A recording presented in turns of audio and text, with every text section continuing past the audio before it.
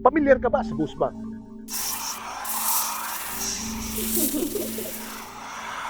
Teka, hindi to Halloween. Ghost Month ito. Ano nga ba ang Ghost Month at dapat ba itong katakutan?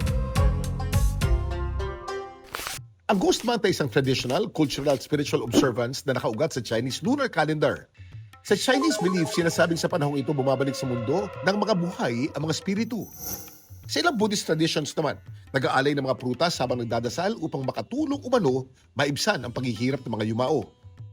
Kaugnay ng mga paniniwalang ito, may ilang tao na naging mas maingat sa paggawa ng malalaking decisions gaya ng pagsisimula ng negosyo, paglipat ng bahay, pagpapakasal, pagpirma ng mahalagang kontrata at paggawa ng malalaking purchases o investments. Ayon sa ilang paliwanag tungkol sa tradisyon, Precious Month daw ang original na tawag dito. Magkatunog umano sa Mandarin Chinese sa mga salitang ginagamit para sa Precious Month at Ghost Month. Pero magkaiba sa tono at pagbigkas.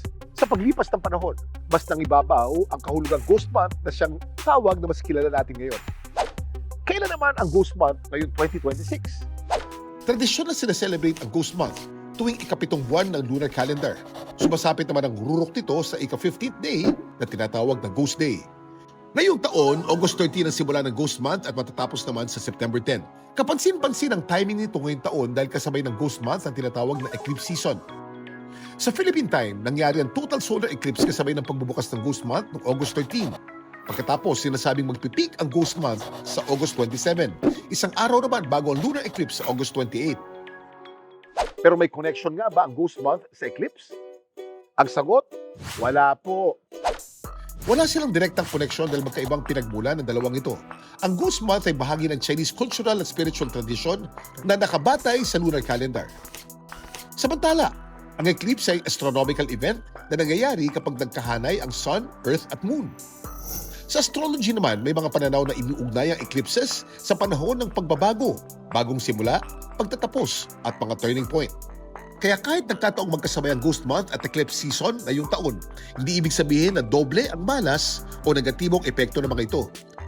Ngayong Ghost Month, ano-ano nga bang karaniwang iniiwasan ng ilan? Ayon sa ilang feng shui experts, karaniwang iniiwasan sa Ghost Month ang pagsisimula ng bagong negosyo, paglipat sa bagong bahay, magpapakasal, pagpirma ng mahalagang kontrata, at paggawa ng malalaking purchases o investments. Iniiwasan din umano ang maingay na activity sa gabi, pagpupuyat o pananatili sa labas ng lake at pagbiyahe. Gayunman, nakadepende pa ito sa paniniwala ng bawat tao at pamilya. Ang tanong, dapat ba tayong matakot tuwing sasapit ang Ghost Month? Hindi kailangang matakot o ipagpaliban ng mga plano dahil lamang sa Ghost Month.